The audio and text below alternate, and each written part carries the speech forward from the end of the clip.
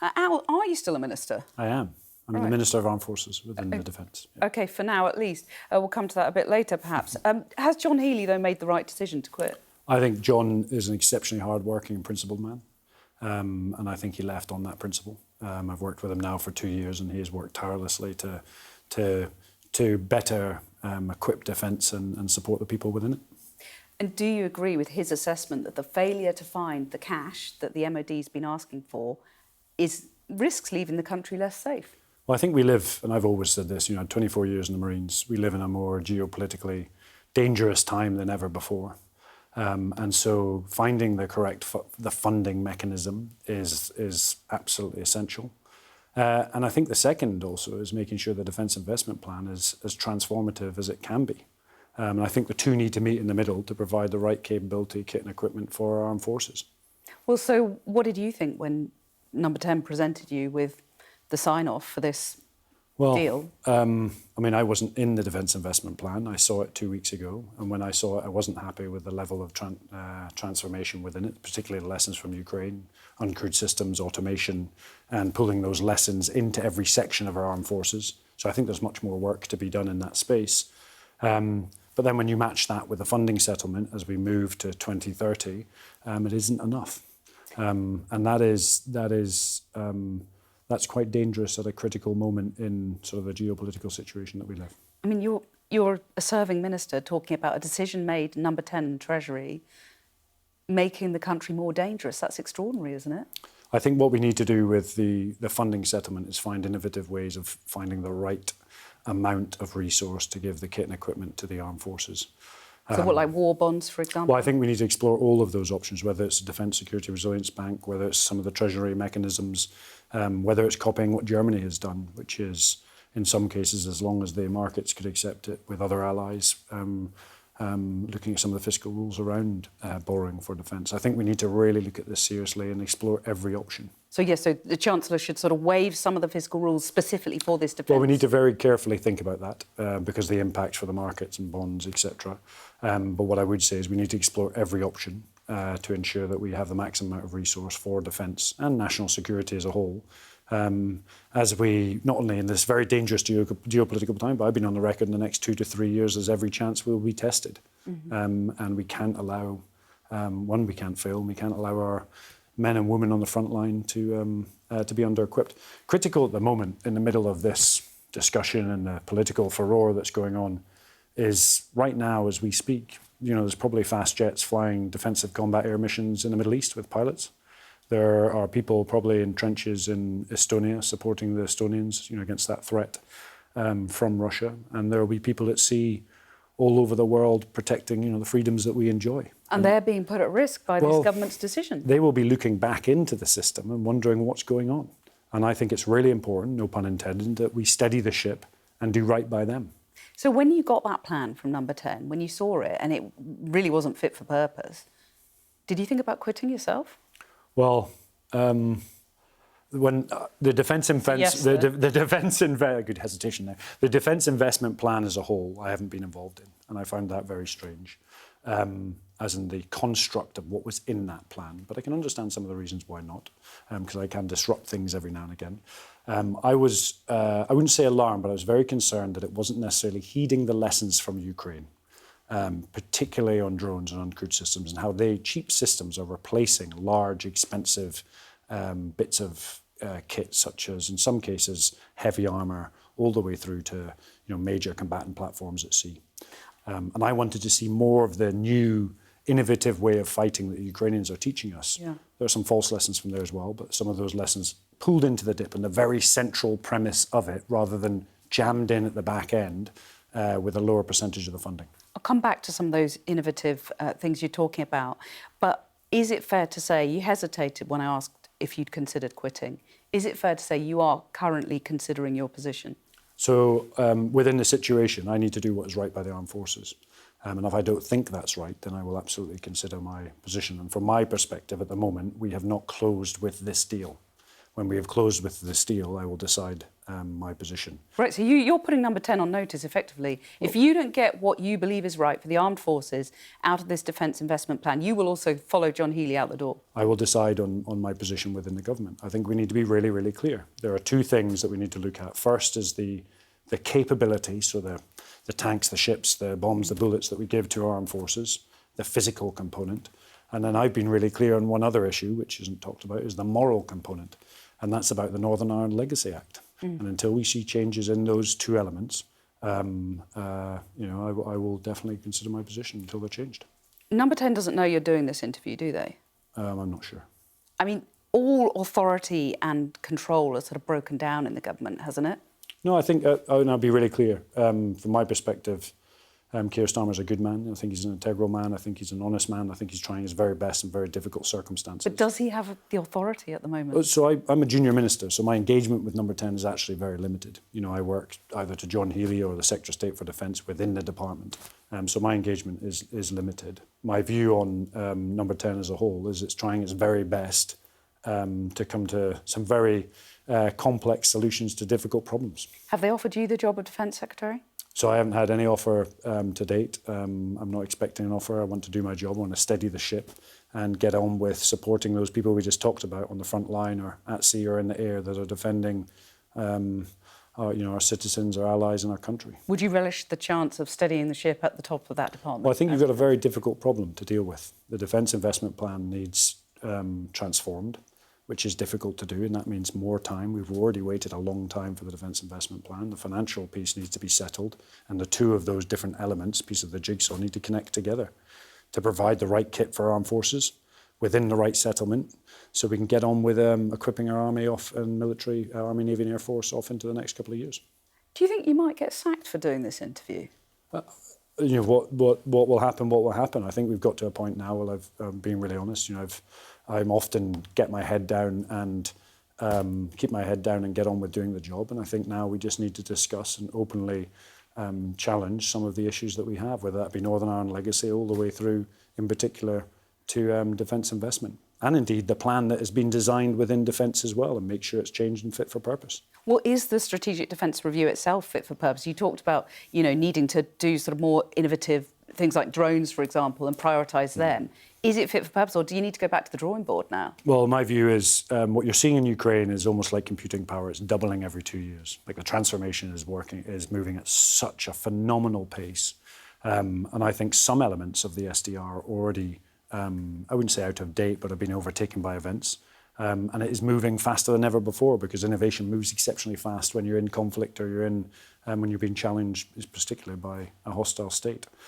Do you know what? You've been very honest. So be honest with me now. Where is this going wrong? Is it Number 10? Is it the Treasury? Is it the MOD? Is Rachel Reeves the problem? Does she need to go? No, I think I'll be really honest with you. The problem is it's on both sides of where I generally believe the Defence Investment Plan has not been transformative enough. It hasn't adopted the three key principles: lessons from Ukraine, resilience for the country, we can talk about that in a second, and then integration across the Army, Navy and Air Force. We're not big enough to have, large capability programmes that can only fit one profile. Yeah, but why hasn't it done that? Is that Number 10? Is it the Treasury? There's a bit of that, because remember, and I've been in and out of defence for a long time, and I think there's been some really hard work by very good people on the Defence Investment Plan, but it's also quite difficult to change when you're in such a big bureaucracy.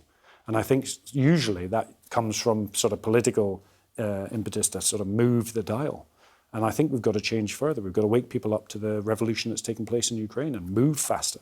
And then the second piece is we've got to find the right funding settlement. And importantly, that's got to be in line with our international allies and partners. We have a standing in the world, Great Britain. We may sometimes think about division, discord, and everybody paints the clouds grey and then tries to sell you an umbrella here in the UK. The reality is, across the world, we're held in very high regard. That's linked to defence spending and in some cases, our position in the security space. Will you talk about the spending settlement and getting it right and so on? A Treasury source has been briefing that, let's be clear on what John is asking for: cuts to schools and hospitals. I don't think it's as black and white in that, but I will also agree that defence and resilience isn't just about bombs, bullets and battleships. It's actually about whether someone in their family in Middle England can not just exist, they can live and they can thrive It's about ensuring you have spare money at the end of the month. It's about getting a steady wage. It's about going to the NHS and getting treated so you can get back into work and get healthy. It's about schools. I completely agree. That is resilience. That is defence as a whole. And we've got to start looking at it in a much more broader and holistic view than welfare or warfare. It's just not as simple as that. Well, yeah, but you have got to look at cutting welfare, haven't you? Given the scale, the welfare budget, if you look at that compared to the defence budget. So I've always been, and Pat McFadden I thought was very good last Sunday on Laura Kuenssberg talking about what we have done in the welfare space. More needs to be done. I'm not going to shy away from that problem. Of course it does. And does the authority have the... does the Prime Minister have the authority to drive that through the backbenches? Well, it needs to be. He didn't last time. We need to move forward, because at the moment we are faced with very difficult decisions in exceptionally dangerous times. I always say this: if you don't have a secure and effective defence or national security architecture that is well funded and that has high morale and the physical component is well rounded, you don't have a state. So it's as simple as that. The first duty of any government is to keep the country safe. And that's why I think we need to find alternative methods or innovative methods to find that defence funding. Does Rachel Reeves get that, though?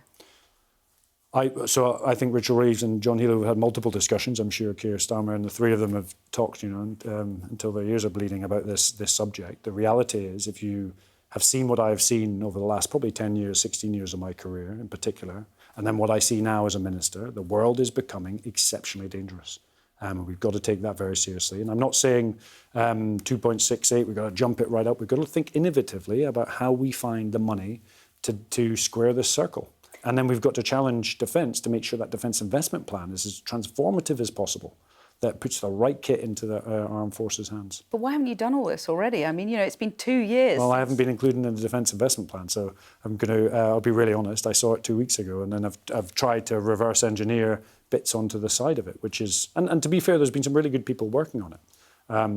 And then from a government perspective, we need to close and join the jigsaw. Yeah, how urgently does that need to be done? The trouble is we've been waiting a long time for this already. And we talked about the SDR, I wouldn't say going out of date, but something's been overtaken by events. I've talked about Ukraine's revolution speeding up. And so you're always trying to catch this revolution in technology. And so we've got to move faster than ever before. So is it possible to get this fit for purpose by the NATO summit? I think we can do it. Really?